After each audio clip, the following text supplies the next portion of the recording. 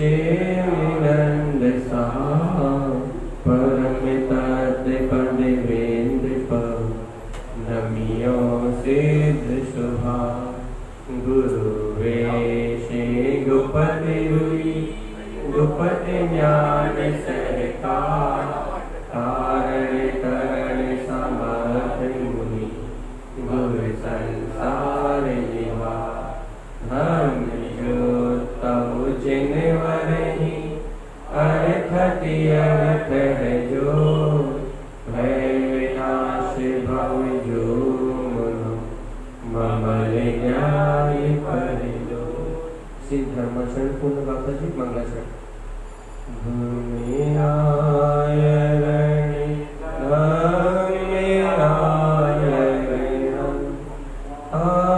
आयरणी ज्ञानि परमे पयम् हवे आयरणी जिने जिने उत्तम आयरणी तीर्थ सुममले पाया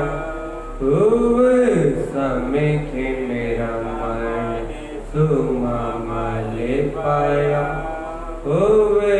समिखे मेरा मन सुममले पाया।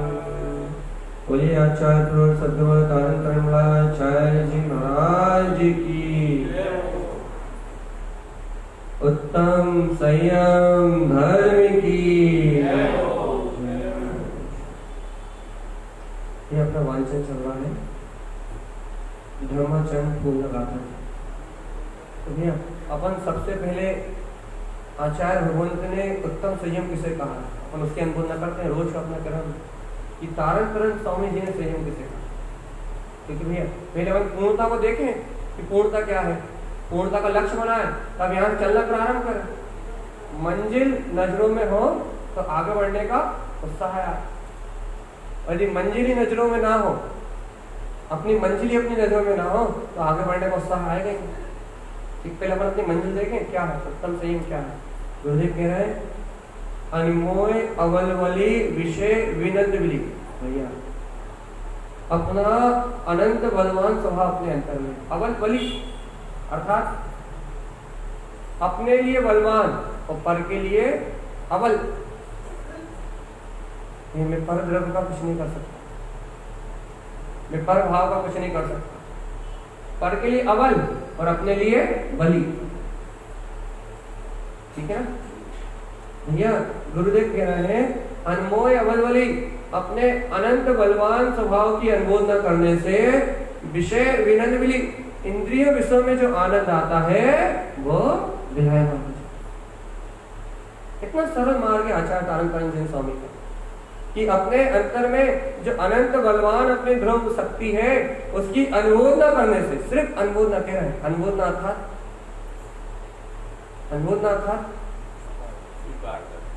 गहरी स्वीकारता। जब अपना उपयोग अपनी स्वसत्ता अपनी बलवान वीतराग सत्ता को स्वीकार करता है, सदुपयोग में परिणमित होता है, तो आचार्य कह रहे हैं अनमोय अवलवली विषय विनंदवली, ये इंद्रिय विषय कसायों का जितना भी दुख है वो अपने आप ही मिला जाता है। कैसे मिला जाता है गुरुमान? सहयार उवन पे मुक्ति मिलम। भैया जहाँ अपना ध्रुव पद सहकारता में उत्पन्न होता है कि मैं आत्मा ही परमात्मा हूँ, जहाँ ऐसा अनंत बलवान स्वभाव अपने सहकार में उत्पन्न होता है, अपना स्वपद अपनी अंतरात्मा अपने सहकार में आती है, तो मुक्ति मिलम, तो मुक्ति से मिलन प्रारंभ। ये देखो गुरुदेव की वाणी है, अनुबोधना तो करना अपने। अवलवली स्वभाव की अनुबोधना करने से इंद्रिय विषयों का आनंद मिला जाता है। फिर क्या कहा गुरुदेव ने? सहयार उवन पे, अपने अंतर में अनंत चतुष्टय में स्वभाव का सहकार करने से मुक्ति मिलन। कहाँ से मिलन होता है? कर्म बंध से नहीं, संसार से नहीं, इंद्रिय विषय से नहीं, अपने ऐसे शुद्ध पद का सहकार करने से मुक्ति मिलन, मुक्ति से मिलन होता है। संयम सुई, ये संयम किसे कहोगे आप? जयो जयो जय रमणम। या अपने जयवंत स्वभाव में, अपने जिन स्वरूप में जय जयकार मचाते हुए अपने आत्म स्वभाव में रमणे का नाम है उत्तम संयम। जहाँ इंद्रिय विषय कसाय मिला जाए, अवल वाली स्वभाव की अनुमोदना उत्पन्न हो, अपने ध्रुव वीतराग पद से मिलन हो, जहां अंतर में जय जयकार हो अपने ध्रुव स्वभाव की, भैया उस ध्रुव स्वभाव की जय जयकार में रमणता का नाम है उत्तम संयम। संयम सुई, संयम देखो गुरु महाराज कह रहे हैं, संयम सुई जयो जयो जय रमणम। भैया जो स्वयं में जय जयकार में अंतर आत्मा का उदय होता है उसका नाम ही संयम है। जाता और वन सु मुक्ति जयम। भैया ज्ञानी ज्ञाता पंडित ज्ञाता वन सु मुक्ति जयम, ज्ञानी ऐसे संयम को अंगीकार करते हैं और मुक्ति श्री में गमन करते हैं, मुक्ति श्री को प्राप्त करते हैं। ऐसा आचार्य तारन जिंदेव का कथन, ऐसा आचार्य तारन जिंदेव की वाणी में आया है कि ज्ञानी इस संयम को उत्पन्न कर सुमुक्ति जयम, स्वयं मुक्ति श्री में आनंद में अपने परमानंद स्वभाव में ठहरते हैं। अपना क्या विचार है? ये पूर्णता है, ये पूर्ण है, ये पूर्ण संयम की परिभाषा है जो आचार्य तारन देव ने यहाँ दी है। पूर्ण सदुपयोग की रमणता रूप इंद्रिय विषयों से विरक्त अपने अवलवली ध्रुव वीतराग पद का सहकार, मुक्ति श्री से मिलन, जय जयकारमय अंतरात्मा में रमणता और भैया अपने जयवंत स्वभाव में जो अतीन्द्रिय आनंद आ रहा है, जाता उपवन से मुक्ति जयम, उसे गुरुदेव ने कहा भैया कि इसका नाम संयम। अब क्या अपने को ऐसे संयम को ग्रहण करने की भावना है? क्या अपन इन इंद्रिय विषयों को संकुचित करना चाहते हैं? क्या अपन इन इंद्रिय विषयों को समेट के क्या अपने अतीन्द्रिय अंतरात्मा में प्रवेश करने की विधि अपन प्राप्त करना चाहते हैं, जानना चाहते हैं? यदि अपन ऐसे अतीन्द्रिय आत्म स्वभाव में रमण करने की यदि भावना रखते हैं तो फिर ये उत्तम संयम धर्म की प्रकटता का अपन मार्ग सुने। गुरु महाराज क्या बता रहे हैं, क्या बता रहे हैं, क्या कहना चाह रहे हैं? अच्छा पहले बता, असंयम किसका नाम? असंयम किसे कहेंगे भैया? जल्दी बताओ, असंयम किसे कहेंगे?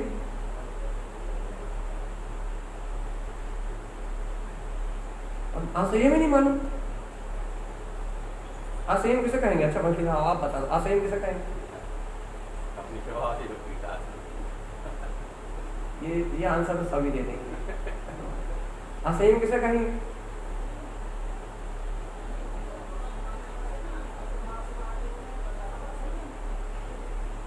बोला ये निश्चय वाला जवाब सब दे देंगे।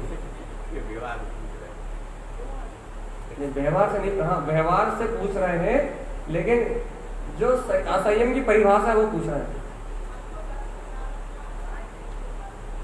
अच्छा संयम दो प्रकार का होता है, कौन कौन सा? अब असंयम किसे कहेंगे? बाहर में 6 काय के जीवों के प्रति दया ना होना और अंतर में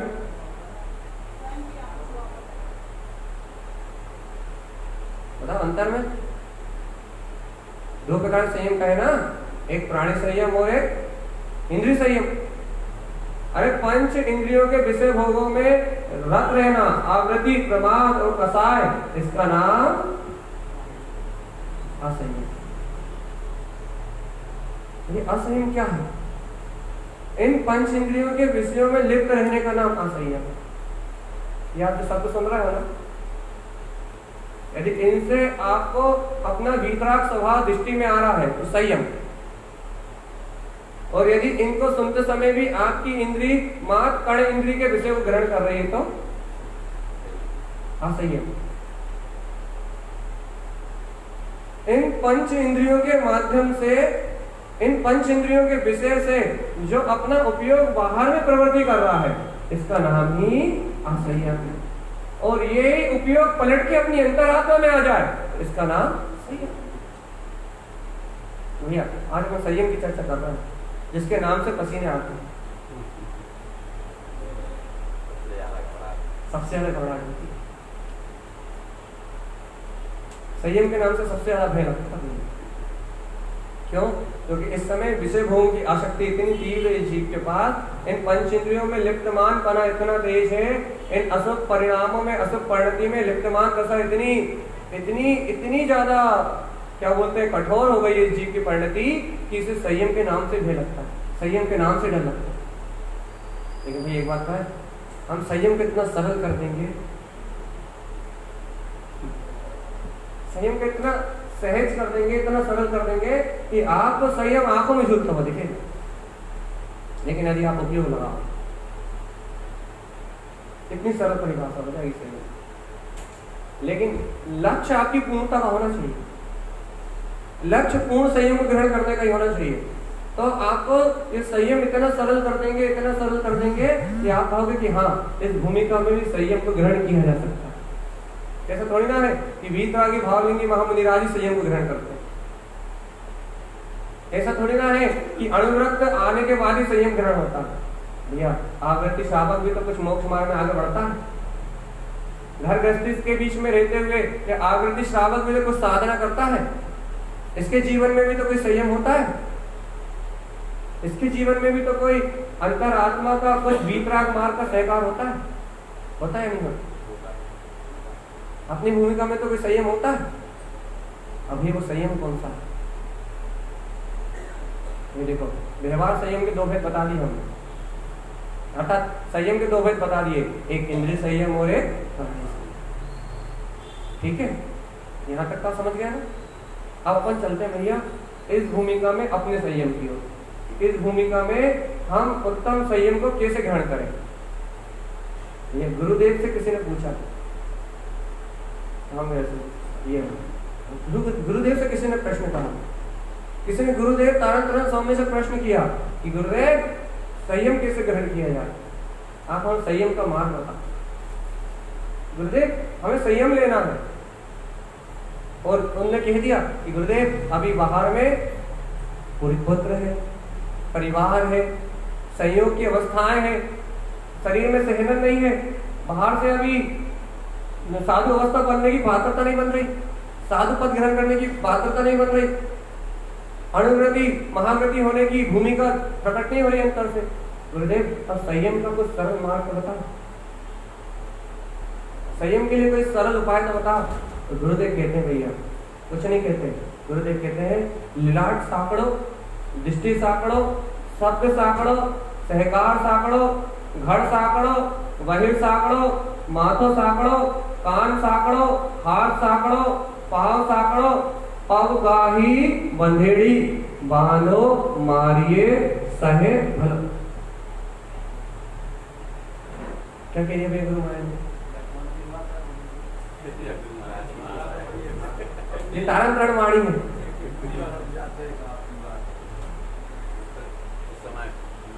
नहीं, ये अनुष्ठान छंद वगैरह ये कौन सी भाषा है, ये सूत्र कौन सी भाषा में है, ये हम आपको बता देंगे ऊपर चल, हमारे पास लिखा हुआ है। तो यहाँ गुरु महाराज कह रहा है कि भैया यहाँ सैकड़ों संसार में फैलाव का नाम संसार है। जब अपनी दृष्टि बाहर में फैलती है, पर पर्याय को देखती है, पर पर्याय परिणमन को देखती है, उसका नाम फैलाव है। अब यदि आपको संयम की भूमिका चाहिए, यदि आपको संयम चाहिए, तो आपको अपने आप को समेटना पड़ेगा। अपने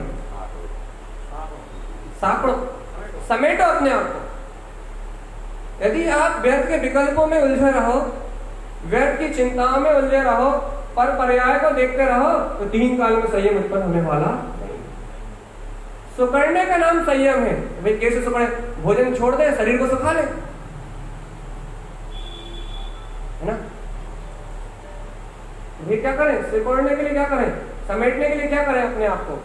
भैया क्या करें समेटने के लिए? भैया भूखे प्यासे रहने लगे, सिकुड़ जाए, वो बिल्कुल एकदम हड्डी का ढांचा हो जाए, इसका नाम सिकोड़ना नहीं। गुरु महाराज कह रहे हैं साकड़ो, लीलाट साकड़ो।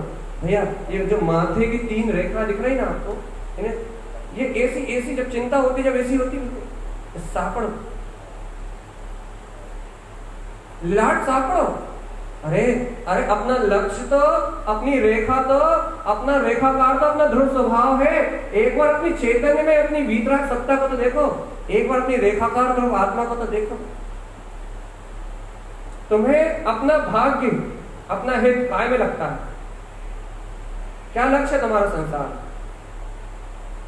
क्योंकि भैया गुरु महाराज लीलाट साकड़ो कह रहे हैं, अर्थात भाग को अपने अंतरात्मा से जोड़ने की बात कर रहा है, अपने चेतन में सत्ता से जोड़ने की बात कर रहा है।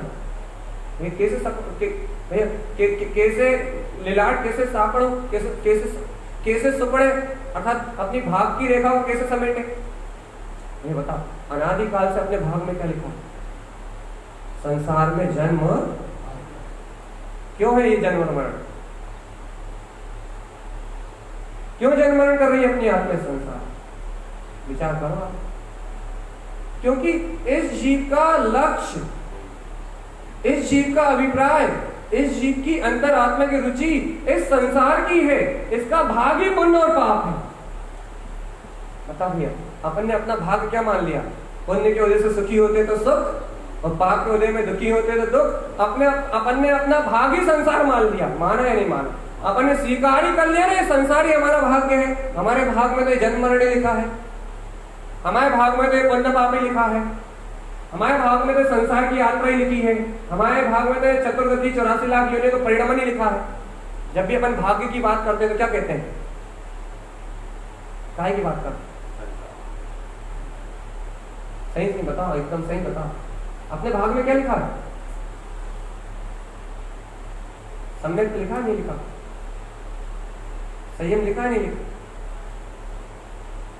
कभी रेखाकार अपना ध्रुव स्वभाव अपनी दृष्टि में आया नहीं आया? दृष्टि साकड़ो,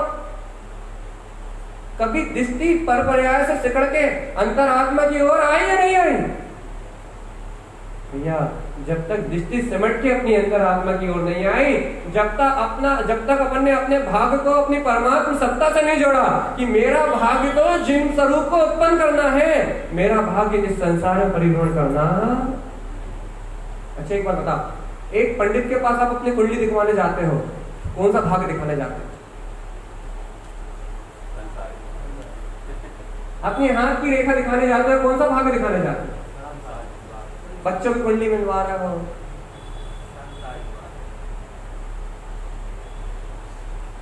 कौन सा भाग्य दिखा रहे हो भैया? कि संसार में हमें सुख मिलेगा या दुख? बता अपना भाग्य कैसे जोड़ते हो? ये कभी अपने भाग में ये स्वीकार किया कि हमारे भाग में जिनेंद्र भगवान का शासन है और गुरुदेव की अमृत में देशना है, हमारा भाग्य तो सिद्धों जैसा है, हमारे भाग में तो मुक्ति है, हमारे भाग में तो अतीन्द्रिय आनंद है, हमारे भाग में तो अनंत चतुष्टय की प्रकटता है, हमारे भाग में संसार के पुण्य पाप।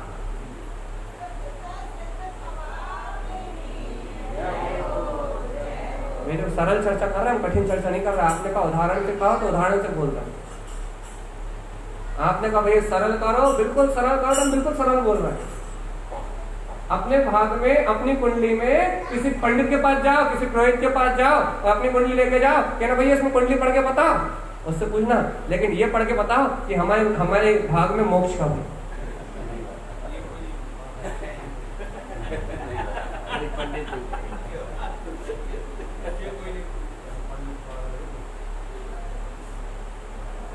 सबसे पहले पंडित के पास जाओ, अपनी कुंडली लेके जाओ, उससे ये पूछना कि हमारे भाग में सम्यक कब है, ये बताओ।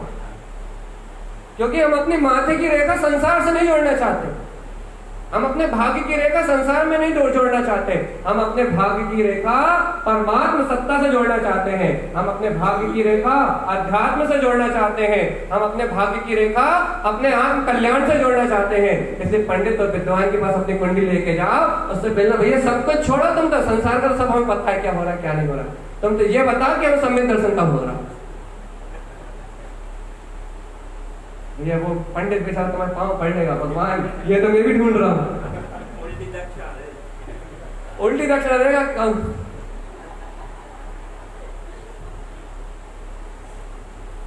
उल्टे तुम्हारे पाँव पड़ेगा, उल्टी तुम्हें दक्षिणा देगा कि भगवान मैं तो खुद भूल गया था कि भाग में ऐसा कुछ भी लिखा होता है, मैं तो खुद भूल गया था कि भाग में कुछ ऐसा भी लिखा होता है।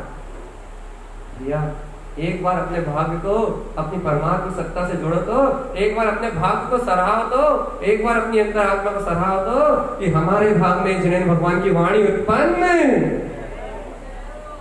या नहीं, हमारे भाग में जिनेंद्र परमात्मा अमृत है या नहीं, हमारा ये परम सौभाग्य महान धर्म का योग है या नहीं कि आचार्य तारक जिनदेव की वाणी हमें सहज रूप में प्राप्त हो रही है और आत्मा से परमात्मा बनने का मार्ग सहज में प्रकट हो रहा है। ये हमारा भाग है या नहीं? अब गुरुदेव कह रहे भैया इस भाग में सिमट जाओ तो संयम, इससे सरल संयम की परिभाषा नहीं ले सकते आप।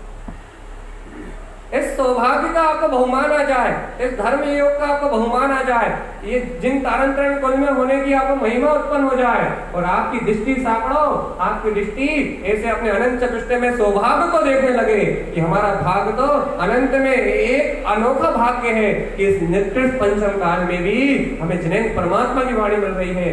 यदि आपकी दृष्टि अपने ऐसे सौभाग्य से संयुक्त हो जाए भैया आपको उत्तम संयम धर्म की प्रकटता इस भूमिका में हो सकती है।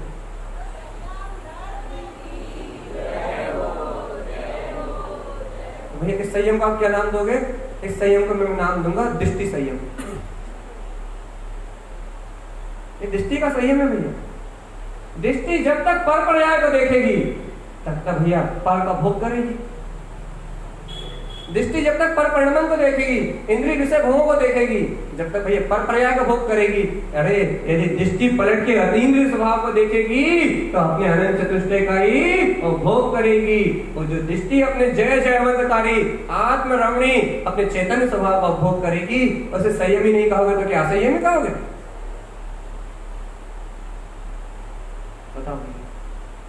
दृष्टि पलटने का नाम संयम।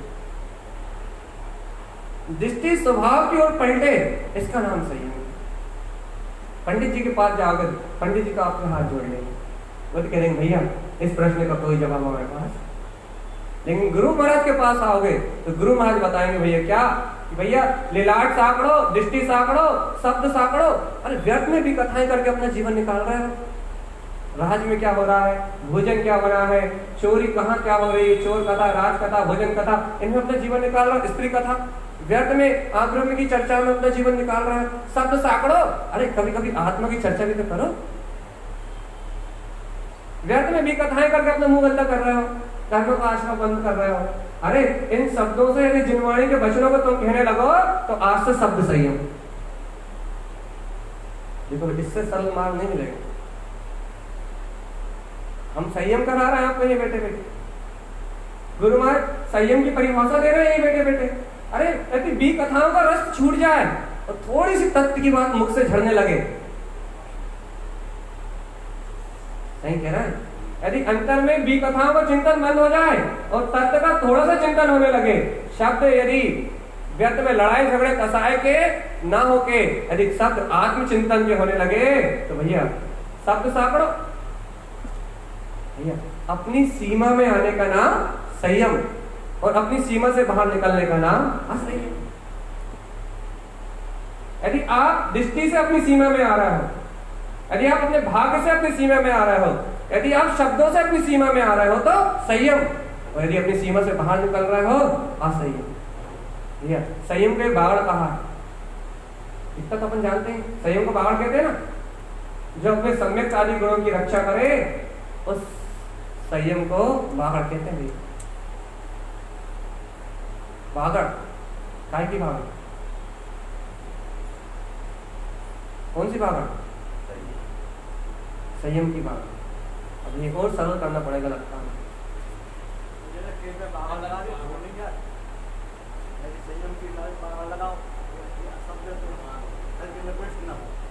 भाई हम तो सीधी बात, खेत में बागड़ काय लगाते हो? अरे अपने खेत को, अपने हरे भरे खेत को ढोर जानवर चर ना ले। फालतू पशु आके, फालतू बेचारे बाहर के जो पशु हैं वो पशु आके अपने खेत को चर ना ले, अपना खेत रात भर में सपाट ना हो जाए। इसलिए बाहर में संयम की वर्ड वो, बाहर में आप काय की बागड़ लगाते हो, किसी भी चीज की बागड़ लगाते हो, बागड़ लगाते नहीं लगाते, मतलब खेत की रक्षा करने के लिए बागड़ लगाई जाए। भाई ऐसे ही अपने अंतर में, अपनी अंतरात्मा में अपने अनंत गुणों का खेत है जिसमें सम्यक की फसल लहरा रही है, अंतरात्मा का आनंद लहरा रहा है। अब इस आनंद की रक्षा करने के लिए जो बागड़ लगाई जाती है उस बागड़ का नाम संयम है। क्यों? क्योंकि ये इच्छाओं के जानवर, ये कसायों के जानवर दिन भर साथ घूम रहे हैं भैया। ये इच्छाओं, कामनाओं, व्यसनों, पापों के ये जो जानवर है, ये आके अपनी हरी भरी फसल को, जो मुक्ति की ओर जाने वाली, जो गुरु महाराज के बहुमान के रूप में प्रकट हुई है, जो आत्मा के अनुभव के रूप में प्रकट हुई है, अपने अंतर में जो हरी भरी खेती लगी है आत्मगुणों की, उस हरी भरी खेती को ये पशु आके चर ना ले, रात भर में खेत सपाट ना हो जाए। इसलिए भैया ये संयम रूपी बावड़ का क्या करते हैं, इस संयम रूपी बावड़ को लगाते हैं भैया। और हम आपसे बिल्कुल बाहर में कुछ भी करने नहीं कह रहे,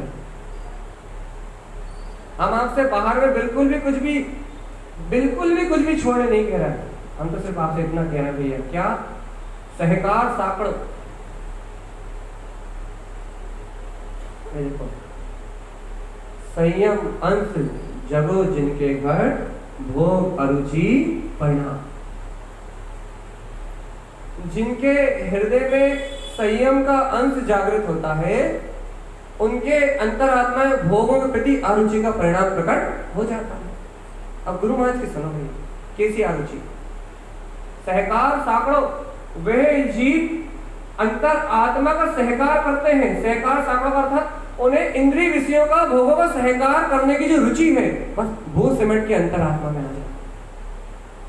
भैया सहकार साकड़ों का अर्थ क्या है कि अंतर में इंद्रिय विषयों का, भोगों का सहकार करने की रुचि अंतर में पलट जाती है। भैया ये ढोर जानवर, बच्चे जो बाहर घूम रहे हैं, कसायों के, राग देश के, पाप के, प्रपंच के, ये दौड़ बच रहे अपनी आत्मा में, जो अपने आत्मा का आनंद प्रकट हुआ है, जो गुरुदेव के प्रति जो श्रद्धा उत्पन्न हुई है, इस श्रद्धा को चरना ले। इस सुन तो लो, अपनी इस आत्मा की जो महिमा अपने अंतर में उत्पन्न हुई है, इस श्रद्धा को कहीं धुलमिल ना कर दे, इसलिए ये संयम की बाहर लगाई जाती है। या गुरु महाराज उत्तम संयम इसी को कह रहा है। क्या है उत्तम संयम? अपने आप को समेटना, अपने आप को सकोड़ना। घर साकड़ो, अच्छा बताओ घर को कैसे सिकोड़ेंगे? घर साकड़ो, कैसे सिकोड़ो घर? एक काम करो, घर की 2 दीवार वहां से तोड़ के इधर ले आओ, 2 दीवार यहां से तोड़ के इधर ले आओ। शायद तो 10 फीट है तो 5 फीट कर दो, घर साकड़ो। कैसे साकड़ो? भाई सिकोड़ना है ना, तो घर में 4 दीवारें, मान लो 10 बाई 10 का हॉल है भैया, उसे संकुचित करना, सिकोड़ना। 10 बाई 10 का घर है, सिकोड़ना। क्या करो, 2 फीट यहां से धक्का मारो, 2 यहां से मारो, 2 पीछे से मारो और 2 साइड से मारो, और भैया 5 फीट नीचे से, नीचे ऊपर से नीचे करो, बस फिर छोटा हो जाएगा। यही ना सपड़ने का तरीका? नहीं, यदि 3-4 तरफ से धक्का मारने से कि घर साकड़ होता, तो भैया जिनका घर ही नहीं है, जो जंगल में रह रहे हैं, उनका क्या होता? इसका नाम घर साकड़ नहीं है। अरे भैया घर में, घर की जो शल्य है, यदि आपकी वो सीमित हो जाए तो अभी संयम है आपके पास। जो घर की आपके पास शल्य है, ये घर मेरा है, इस घर में जो आपका अपनत्व है, इस घर में जो आपका ममत्व है, यदि इससे ममत्व का भाव कम हो जाए तो घर साकड़ है। अरे भैया अपना मानने का नाम मोह है। अच्छा था, दर्शन मोह किसे कहते हैं? दर्शन मोहिनी कर्म किसे कहते हैं? भैया दर्शन मोहिनी कर्म किसे कहते हैं? दर्शन मोहिनी कर्म वो प्रकृति है जो काय पे आवरण डालती है भैया? आगम पे, आप्त पे, देवत्व पे, जो आगम पे आवरण डालती है, आप्त पे आवरण डालती है, तीर्थंकरों की वाणी पे आवरण डालती है, जिनेन्द्र भगवान के शासन पे आवरण डालती है भैया, जो देवत्व पे आवरण डालती है, इसका नाम दर्शन मोहिनी कर्म की प्रकृति है। आज इस पंचम काल में जिन भी जीवों का जन्म हुआ है ना, वो मिथ्या दृष्टि जीवों का ही जन्म हुआ है। यहाँ आके सम्यक दृष्टि हो सकता है, लेकिन यहाँ जो भी जन्म लेगा वो मिथ्या दृष्टि जीव ही जन्म लेगा। क्यों? क्योंकि यहाँ तीर्थंकर भगवान की समझ नहीं है, आवरण है, दर्शनावरण कर्म है। यहाँ देवता नहीं आ सकते, इंद्र धरेन्द्र चक्रवर्ती नहीं आ सकते, आवरण है, देवत्व का आवरण है। यहाँ आगम की वाणी भावलिंगी वो संत नहीं है, गणधर परमात्मा जिनकी वाणी को सुन के ये जीव अपने आत्मा से परमात्मा सत्ता का अपना कल्याण कर सके, आवरण है। और इस दर्शन मोहिनी कर्म के आवरण का नाम ही पंचम काल है। तो बताओ, जहां ना देव है, जहां ना समोषण है, जहां ना चक्रवर्ती आदि विभूतियां हैं, जहां क्या बोलते हैं आगम का भी सही स्वरूप नहीं है, ऐसे निष्कृष्ट पंचम काल में अपन ने जन्म लिया। जहां मिथ्यात ही है, जहां मिथ्यात ही है, ऐसे मिथ्यात के काल में अपन ने जन्म लिया है। अब इससे विपरीत चलना है अपने, उल्टी दिशा। यदि अपन इसके साथ चले तो अपन इसके साथ यदि अपन बहे तो अपन दुर्गतियों में चले जाएंगे और नीचे चले जाएंगे। और यदि अपन इससे विपरीत चले, ये हिरास का काल है, ये आत्मा को आगम और आप को बुलाने वाला है, जिनवाणी का विस्मरण कराने वाला है, ये आत्मा को पतन की ओर ले जाने वाला है। यदि अपन इसके साथ बहे तो भैया अपन दुर्गतियों में चले जाएंगे। और भैया यदि अपन इससे विपरीत होने की भाव दशा को प्राप्त कर गए तो अपन आज संयमी हो जाएंगे, नहीं यही पकड़ में। देखो हमने बहुत बड़ी बात की, उत्तम संयम धर्म की चर्चा सुन रहा हूं। यदि अपन इस काल के साथ चले, इस काल के साथ बहे, इस काल को देखते रहे, इस दर्शन मोहिनी कर्म के साथ ही यदि अपन बहते रहे तो अपनी आत्मा पतन की ओर चली जाएगी। और यदि भैया अपन इससे विपरीत चले तो आज संयमी हो जाएंगे। कैसे? ये आगम का लोभ कर रहा है, यदि अपन आगम की बात को रुचि से सुनने लगे तो ये देवत्व का लोभ कर रहा है। अरे जिस सम्यक रत्न को ग्रहण करने से देवत्व की प्राप्ति स्वयं होती है, यदि सम्यक को अपना उपलब्ध कर ले तो ये जिनवाणी का ग्रह करा रहा है, ये जिनेन परमात्मा का ग्रह करा रहा है। अरे यदि अपने को जिनेन परमात्मा की वाणी अमृत में लगने लगे तो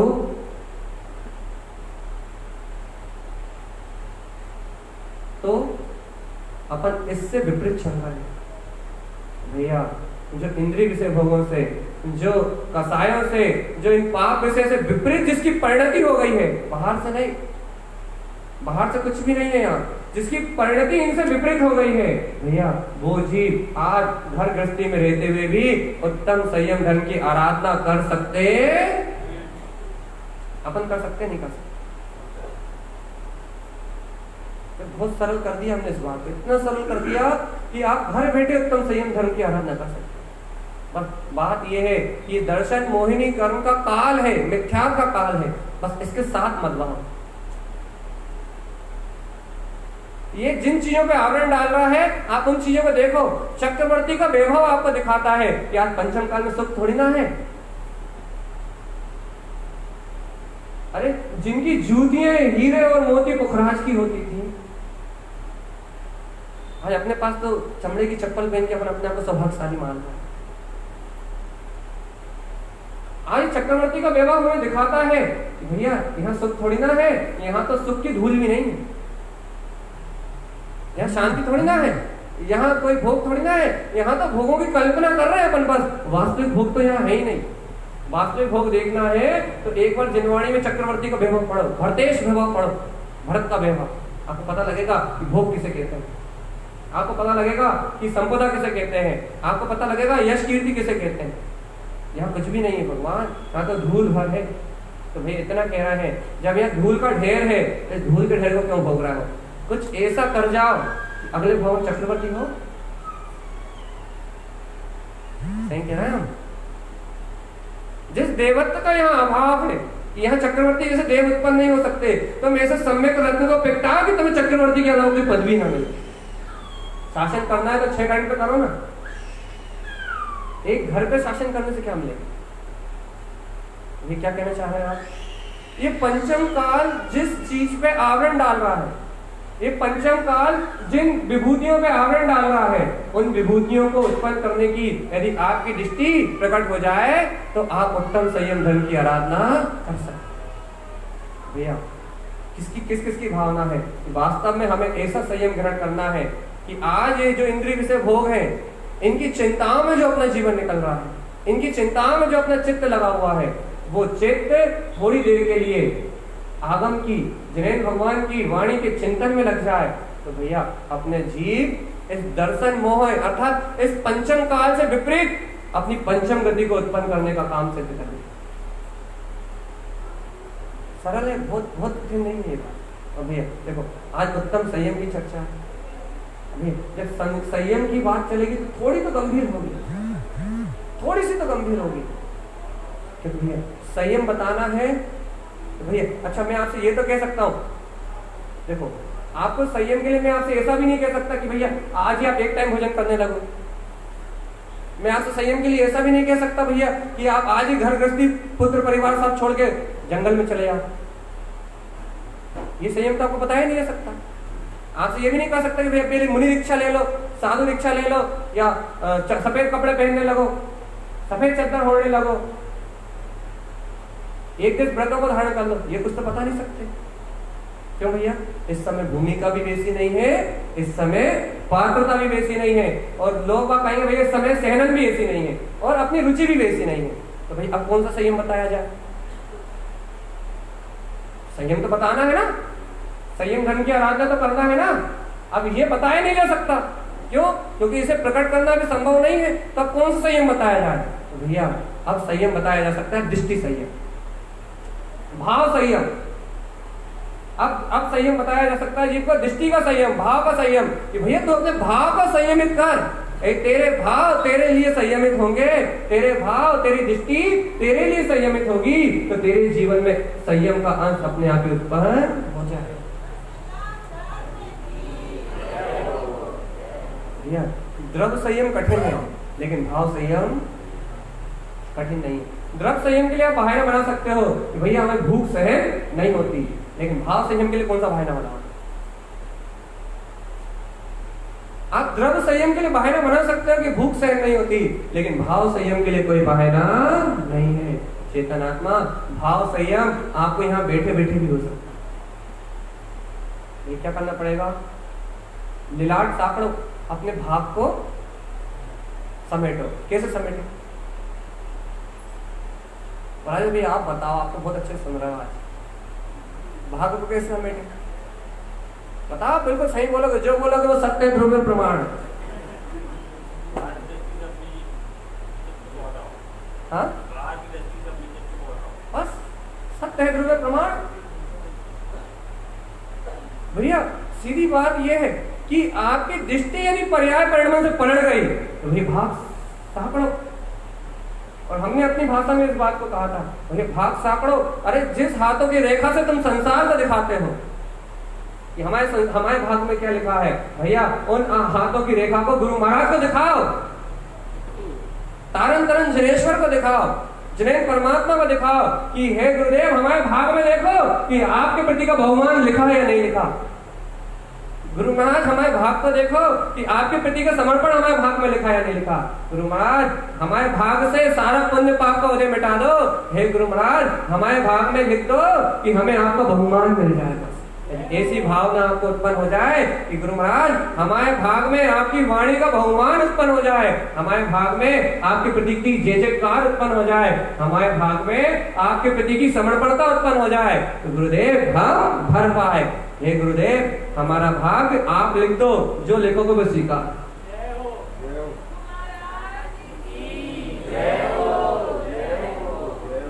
मेरे गुरु महाराज से, गुरु महाराज अपन बोलते हैं ना, गुरु देने वाले हैं हम तो लेने वाले हैं, मेरे सिर पर रख दो गुरुवर अपने ये दोनों हाथ। तो कह रहे गुरु महाराज से, गुरु महाराज आप हमारे भाग में जो लिखोगे वो स्वीकार है, भर पाए। अपने भाग को सदगुरु की करुणा से जोड़ दो, अपने भाग्य को सदगुरु की भावना से जोड़ दो।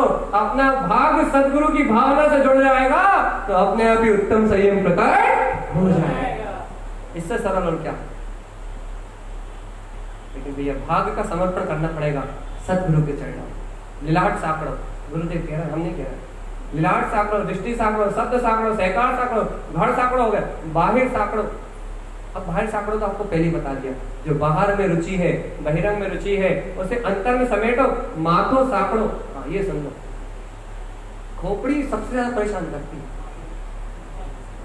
और इसलिए मरने के बाद मुर्दा का सारा अंग अपने आप ही जल जाता है, उस पर ध्यान नहीं देते, लेकिन खोपड़ी जरूर फोड़ते हैं, क्योंकि शैतानी खोपड़ी के कारण से जीव ने पूरे जीवन उपद्रव करे, शैतानी खोपड़ी के कारण।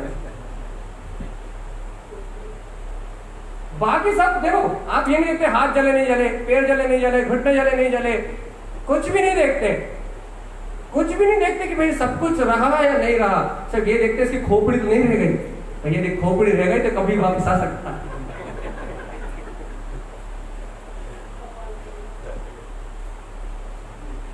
यदि इसकी खोपड़ी रह गई तो कभी पलट जाएगा, क्योंकि इसकी खोपड़ी में तो सब कुछ था, सारा स्टोरेज, सारी फिल्म, सारी पिक्चर तो इसकी खोपड़ी में, इसकी हार्ड डिस्क में ही है।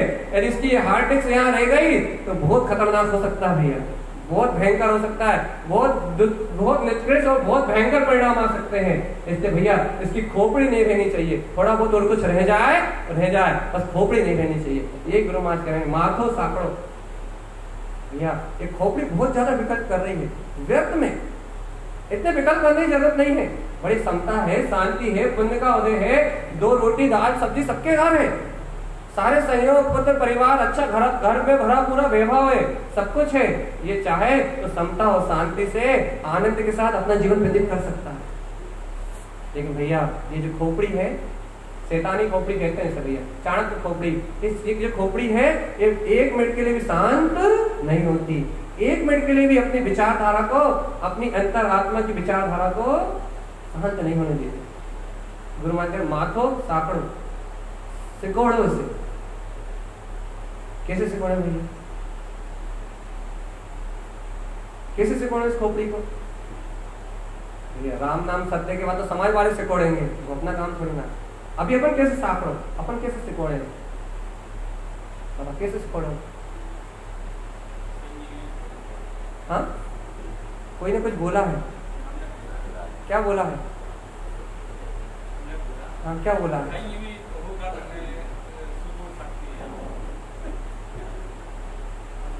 भैया बराबर आप इस खोपड़ी को सिकोड़ सकते हो, इस माथा को सिकोड़ सकते हो, बिल्कुल सिकोड़ सकते हो, कोई बड़ी बात नहीं है।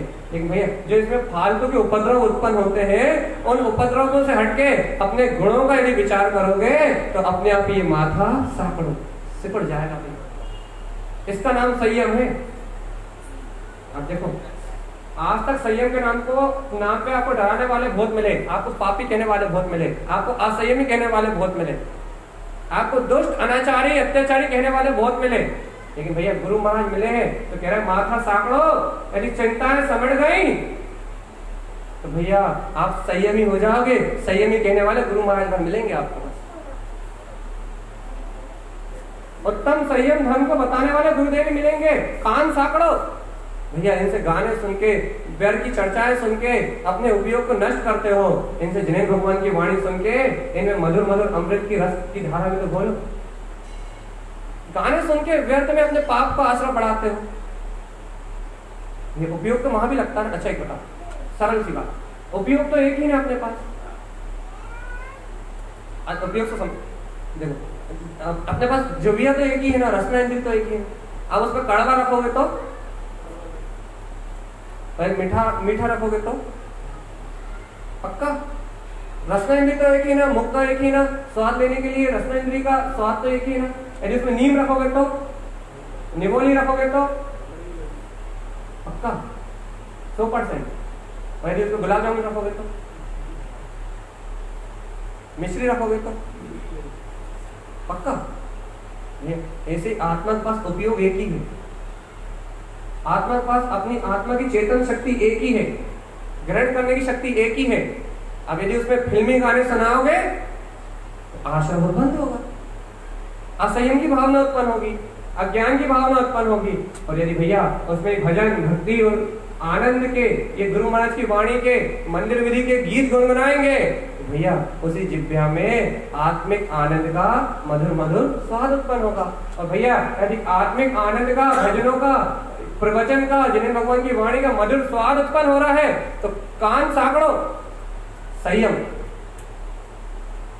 और यदि भैया गाने का, अब्रह्म का, अशुद्ध भावनाओं का, यदि इंद्रियों का उद्भव हो रहा है तो असंयम। संयम और असंयम की परिभाषा इतनी सरल है,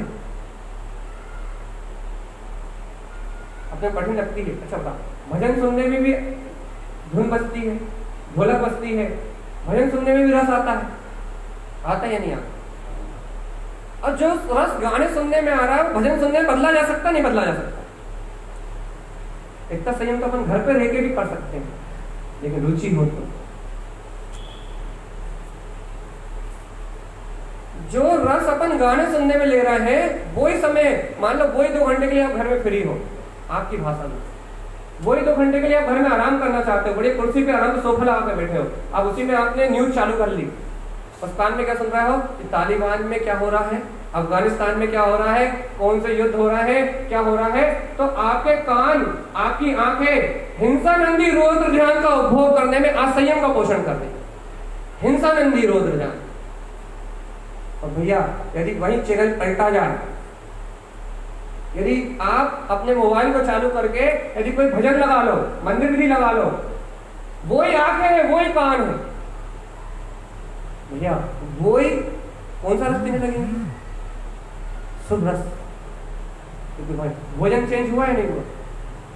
वही आंखों और कानों से जहर पी रहे थे, अपनी आत्मा को पतन की ओर ले जा रहे थे, और उन्हीं आंखों और कान के माध्यम से आपको अमृत रस का रसपान होने लगा। आप बताओ आपको क्या सीखा? क्या सीखा? जहर पीना स्वीकार है या अमृत? देखो भैया, हम आपसे ये नहीं कह रहे, जो न्यूज 5 मिनट में देख के भी जानी जा सकती है, उसे 5 घंटे भी देख सकते हो आप। अफगानिस्तान में क्या हुआ आप 5 मिनट में भी जान सकते हो। एक यदि उसका शॉर्ट टाइटल भी देख लोगे, यदि आपको रुचि भी है, और शॉर्ट टाइटल से आपको पता लग जाएगा क्या हुआ, और उसी न्यूज के यदि आप 10 चैनलों को बदल के देखोगे तो बात वही बताई जाएगी, बात तो वही बताई जा रही है, लेकिन उसी बात को विस्तार कर करके अपने अपने तरीके से बता रहे हैं। वो लोग तो अपना बिजनेस चला रहे हैं, लेकिन अपन क्या कर रहे हैं? अपन अपना समय, शक्ति, उपयोग, मन, वचन, काय तीनों को नष्ट कर रहे हैं, और पूरी तरह से हिंसानंदी रौद्र ध्यान का पोषण करके अपनी आत्मा को गर्भ की ओर ले जा। और यदि भैया उस न्यूज को यदि 5 मिनट में देख के सार तत्व ग्रहण करो आप, यदि आप सामाजिक व्यक्ति हो, आपको सार रूप जानकारी चाहिए, तो 5 मिनट में सार तत्व ग्रहण करो आप, कोई दिक्कत नहीं। लेकिन भैया बाकी जो अपना समय है उसका तो सदुपयोग किया जा सकता है, नहीं किया जा सकता? भैया संयम की और सरल परिभाषा, अपने समय का सदुपयोग करने का नाम ही संयम है। अपना उपयोग का, समय का सदुपयोग हो। अपन ने नर्तन प्राप्त किया है, मनुष्य भाव प्राप्त किया है, जिस भाव के लिए सुरपति तरसते हैं, जिसके लिए इंद्र धरेन्द्र चक्रवर्ती तरसते हैं, भैया ऐसे मनुष्य भाव को अपन ने प्राप्त किया है, नर्तन अपन ने प्राप्त किया है। भैया ऐसे नर्तन को प्राप्त करके यदि छोटे छोटे संयम का पालन अपन करें, बहुत बड़े बड़े नहीं, यदि छोटे छोटे संयम का अपन पालन करें, तो अपना ये भाव और प्रभाव सब मंगल ही मंगल हो। देखो आपसे कोई क्रिया नहीं करवाई हमने, आपके ऑफिस का समय नहीं लिया हमने, आपका जो फालतू समय था वही लिया हमने, व्यर्थ समय। भैया जो अपने समय को व्यर्थ ना गवाए वो ज्ञानी, वो संयमी। जो अपने समय की सीमा को जानता हो, जो अपने समय की मर्यादा को जानता हो, जो इस समय की मर्यादा को जानता हो, भैया ये मनुष्य भाव हमें प्राप्त हुआ है। यदि इस समय अपन ने अपनी आत्मा का उत्थान नहीं किया, इस समय अपन ने अपनी आत्मा का कल्याण नहीं किया, तो ये समय दोबारा लौट के आने वाला नहीं है। जो अपने समय की मर्यादा को जानता हो वो संयमी, और जो समय का अवसर का लाभ उठाना नहीं जानता वो असंयमी। भैया अपन इस अवसर का लाभ उठाना जानते नहीं जानते। पर्युषण पर्व की वेला है, गुरुदेव की वाणी कर रही है, उत्साह मन रहा है, आनंद परमानंद के उत्साह, ढोल मजीरे नगाड़े सब बज रहे हैं, और भैया एक ही वांछन हो रहा है गुरुदेव की मंदिर विधि में, एक ही बात गुरु महाराज कह रहे हैं, अप्पा सो परमप्पा, एक ही बात गुरु महाराज कह रहे हैं, आत्मा ही परमात्मा। भैया ये उत्तम समय उत्पन्न हुआ है, आचार्य तारक देव का प्रसाद प्रकट हो रहा है। यहाँ प्रसाद की परंपरा भी है, भगवान महावीर के समोषण में राजा सैनिक ने पाया था, और राजा सैनिक आदि की अनुमोदना करके भगवान महावीर के समोषण में भगवान तारण स्वामी ने पाया था। रुयावती ने कब आया था? कमलावती ने पाया था। रुया जिन ने पाया था, कमलावती ने पाया था। आज अपना भी मौका है। ये गुरु समोशरण है, ये चैत्यालय तारण तरण स्वामी जी का समोशरण है। ये चैत्यालय, ये जिन देशना तारण तरण जी का प्रसाद है। अरे उनने वहां पाया था। यदि अपन सदगुरु की शरण में यहाँ वो प्रसाद को पाले तो अपना जीवन भैया कल्याणकारी हो जाए। तारण तंत्र में प्रसाद की परंपरा इसलिए है, यह प्रसाद की परंपरा इसलिए है कि भक्त जीवों को प्रसाद इसी बात का दिया जाता है। भैया तुमने गुरु वाणी को सुना है, तुमने भगवान की वाणी को सुना है, तुमने मंदिर विधि में, अरे तुमने आदिनाथ से लेके महावीर भगवान तक बिल्कुल 24 तीर्थंकरों की पूर्णता से उनके कल्याणों को मनाया है, उनकी दिव्य ध्वनि को सुना है, आत्म कल्याण की वाणी को सुना है। अभी प्रसाद सिर्फ इसलिए है, इसलिए भैया तुमने इतना उत्कृष्ट काम किया है, अब तुम्हारे लिए हम क्या कर सकते हैं। ये भावना को प्रस्तुत करने के लिए प्रसाद की परंपरा है कि हम आपके इस साधना में कुछ अनुमोदना का काम कर पाए, इसलिए ये प्रसाद की परंपरा है। अनुमोदना स्वरूप, दिखावे के लिए नहीं कि हम पेड़ा का बांट रहे हैं या हम किसमिस का बांट रहे हैं, हम पंचमेवा का बांट रहे हैं, इसलिए नहीं। भैया आपने इतनी उत्कृष्ट साधना को प्राप्त किया है, आपने इतनी उत्कृष्ट जिनवाणी को सुना है, आपके लिए हम क्या कर सकते हैं। वात्सल्य भाव का प्रतीक है ये अपनी प्रभावना, वात्सल्य भाव का प्रतीक। भैया जब गुरु महाराज के समय में सुना है क्या होता था, गुरु महाराज के समय में ऐसी दिव्य देशना करती थी, ऐसे जिनेन्द्र भगवान की वाणी करती थी, हाट के हाट और बाट के बाट हजारों लोग आते थे। तो ये प्रसाद की परंपरा क्यों निकली? गुरु महाराज का उपदेश होता था, उनकी वाणी खट्टी थी। अब जो बाहर के लोग आए उनको क्या भूखे बेच दोगे? जो गाड़ी की गाड़ी भर के आए हैं, जिन्होंने गुरु का प्रसाद लिया है, जिन्होंने आत्म अनुभूति की है, जिन्होंने तारण तरण जिनदेव का उपदेश सुना है, क्या उन्हें जो गुरु महाराज के शिष्य थे, जो गांव वाले थे, भूखा प्यासा जान देंगे? अरे नहीं भैया, ऐसे गुरुदेव की वाणी फिरती थी, गुरुदेव की अंतर वाणी फिरती थी, लोग आत्म अनुभव करते थे तो लोग भाव विभोर होके उन अतिथियों को अपने घर में बुला के उन अतिथियों को प्रभावना देते थे। उस प्रभावना का नाम प्रसाद हो गया।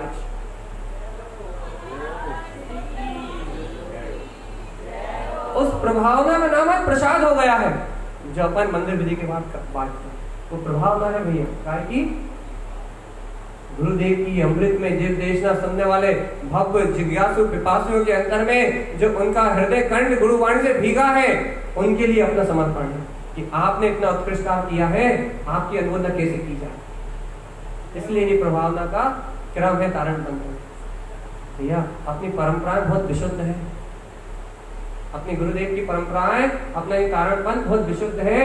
और यहाँ यदि आप उत्तरोत्तर विशुद्धता को, विशुद्ध परिणामों को प्राप्त करो तो अंतर संयम कोई बड़ी बात नहीं।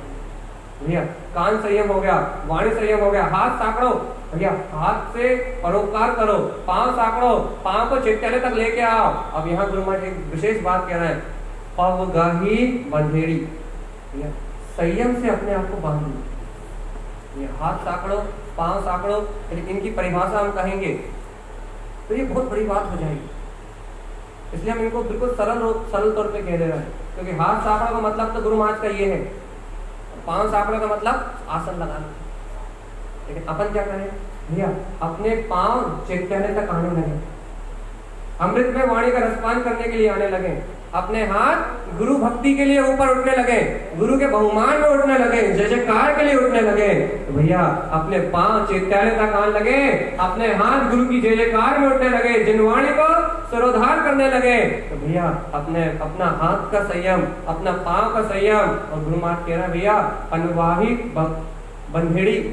भैया एक बार अपने पांव को बांधो तो काहे से? संयम की डोरी से। भावना तो उत्पन्न करो, अपनी वाणी में मधुरता तो लाओ, अपनी वाणी में मिठास तो लाओ, अपने हृदय में सदगुरु के प्रति समर्पणता तो लाओ। अरे एक बार अपने आप को गुरु की वाणी से बांधो तो, एक बार अपने हृदय का तार आचार्य तारण तरण देव की जो वाणी है, अमृत में देशना है, इससे जोड़ो तो।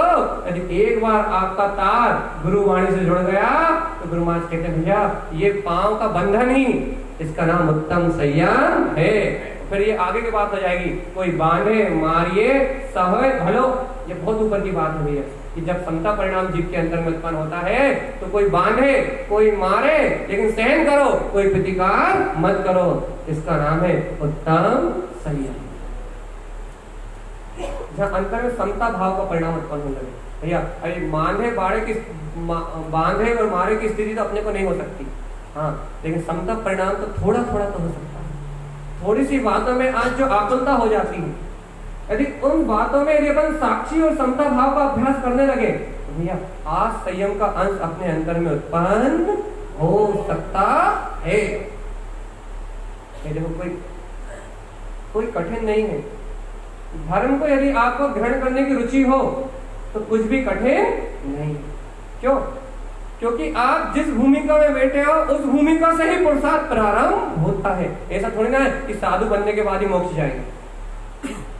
ऐसा थोड़ी ना है कि भैया एक देश व्रत ग्रहण करने के बाद, व्रती श्रावक होने के बाद ही मोक्ष जाएंगे। आप व्रती श्रावक के लिए भी तो मोक्ष मार्ग कहाँ है भैया? आप जिस भूमिका में हो उस भूमिका से प्रारंभ कर सकते हो। बस आपको संयम के नाम से भय नहीं लगना चाहिए, बल्कि संयम के नाम से बहुमान आना चाहिए। संयम के नाम से डर नहीं लगना चाहिए, बल्कि संयम के नाम से बहुमान आना चाहिए। तो भैया कैसे बहुमान आए? संयम को हम जानते नहीं है। अरे अपने कान को बस में करना, अपनी आंखों को बस में करना, अपनी वाणी को बस में करना, इंद्रिय विषय भोगों से अपनी रुचि को पलट जाना। अरे सीधी बात ये कहे कि गुरु वाणी का अच्छा लगना, तत्व की रुचि उत्पन्न हो जाना ही सबसे बड़ा संयम है। और जिसके अंतर में ये उत्तम संयम है, उस जीव को कभी संसार की परिभ्रमण की यात्रा करनी नहीं पड़ेगी। जहां बैठे हो वहीं से संयम, बिना कुछ छोड़े और बिना कुछ त्यागे। भैया आपको पता है, बिना छोड़े आपने सब कुछ छोड़ दिया। यदि आपने भी कथा छोड़ दी, बिना छोड़े सब कुछ छोड़ दिया। यदि आपने अपने समय का सदुपयोग करना प्रारंभ कर दिया तो आपने बिना त्याग के सब त्याग दिया। भैया जो बिना त्याग के, बिना दिखावे के सब कुछ त्याग दे, वो सच्चा संयमी है। और जो दिखावा करे वो संयमी थोड़ी ना है, नौटंकीबाज। अब हमसे मत पूछना भैया आप कौन हो। हम नौटंकीबाज कह देंगे अपने आप को, हमें डर नहीं लगता, हमें भय में नहीं लगता। आप हमारी शर्त बिल्कुल करो मत करो। आप हमसे पूछोगे भैया आप छोड़ छाड़ के यहाँ बैठ गए, हमें ज्ञान बता रहे हो, तो हम अपने को नौटंकीबाजों की लिस्ट में डाल देंगे। आप चिंता मत करो, आप हमारी परवाह बिल्कुल मत करो। लेकिन हम तो ये कह रहे हैं भैया, अपना काम जो बना ले वो संयमी, और जो अपना काम ना बना पाए वो असंयमी। इतनी सी कहानी भैया, घर बैठे ही जो अपना काम बना ले वो घर में संयमी, और जंगल लेके भी जो अपना, जंगल में रह के भी जो अपना काम ना बना पाए वो असंयमी। जहाँ अपना काम सिद्ध हो, अपने समय का सदुपयोग हो, अपने अंतर में अपने अंतरात्मा की वाणी उत्पन्न हो, भाई इतनी सी भावना भर उत्पन्न हो जाए कि हे गुरु महाराज, हे आचार्य भगवंत, आप मेरे भाग में जो लिखोगे वो मुझे स्वीकार है। तो बस गुरु महाराज ने आपके भाग में लिखा है तू स्वयं भगवान है। ऐसा नहीं बोलो, गुरु महाराज ने तू स्वयं भगवान ने लिखा है, लेकिन अपने को क्या कहना है? एक बार कह दो, बस पूरी चर्चा पूरा कर देंगे आप। गुरु महाराज ने अपने से कहा है कि मैं स्वयं भगवान हूँ। बस भैया इस समय का उपयोग करना। गुरु ने जो अपने भाग में लिखा है, परमात्मा बनने की शक्ति गुरु ने जो अपने भाग में लिखा है, जिन्हें पद को उत्पन्न करने का सौभाग्य जो गुरुदेव ने अपने भाग में लिखा है, उस भाग को स्वीकार करने का नाम उत्तम संयम है। बोलिए उत्तम संयम धर्म की